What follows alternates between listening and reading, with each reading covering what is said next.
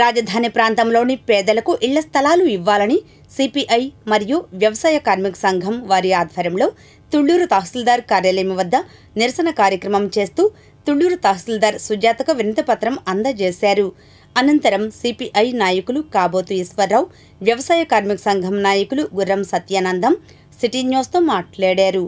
ఇంకా ఈ కార్యక్రమంలో సిపిఐ ప్రతినిధులు దేవుని దయ, తోకల అనురాధ, జయమ్మ తదితరులు పాల్గొన్నారు.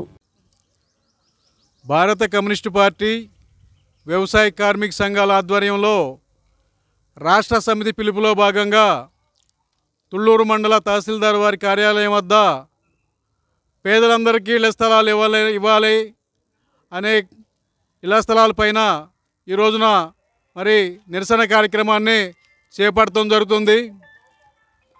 మరి గత ప్రభుత్వం చూసినట్లయితే పేదలందరికీ పట్టణాల్లో సెంటు, గ్రామీణ ప్రాంతాల్లో సెంటున్నర ఇచ్చారు.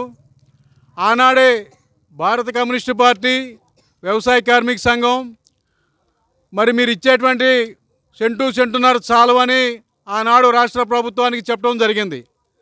చెప్పినా కూడా ఆ యొక్క ప్రభుత్వం ఈ యొక్క భారత కమ్యూనిస్టు పార్టీ యొక్క పిలుపుని మరి వారు అమలు చేయలేదు. మరి గత ప్రభుత్వంలో ప్రతిపక్షంలో ఉన్నటువంటి చంద్రబాబు నాయుడు గారు మేము అధికారంలోకి వస్తే గ్రామీణ ప్రాంతాల్లో 3 సెంట్లు, పట్టణాల్లో 2 సెంట్లు ఇస్తామని చంద్రబాబు నాయుడు గారు హామీ ఇచ్చి ఉన్నారు. మరి ఈ రోజున అధికారంలోకి మరి చంద్రబాబు నాయుడు గారు ముఖ్యమంత్రిగా, మన రాష్ట్ర ముఖ్యమంత్రిగా వచ్చి ఉన్నారు.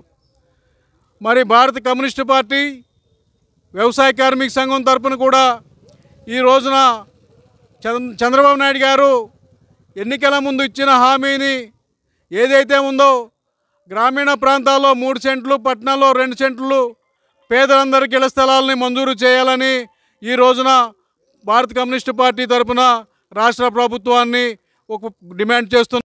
ఆంధ్రప్రదేశ్ వ్యవసాయ కార్మిక సంఘం తరపున మరి 29 గ్రామాల్లో, రాజధాని 29 గ్రామాల్లో మరి రైతు కూలీ లేక, పనులు లేక నానా ఇబ్బంది పడుతున్నారు.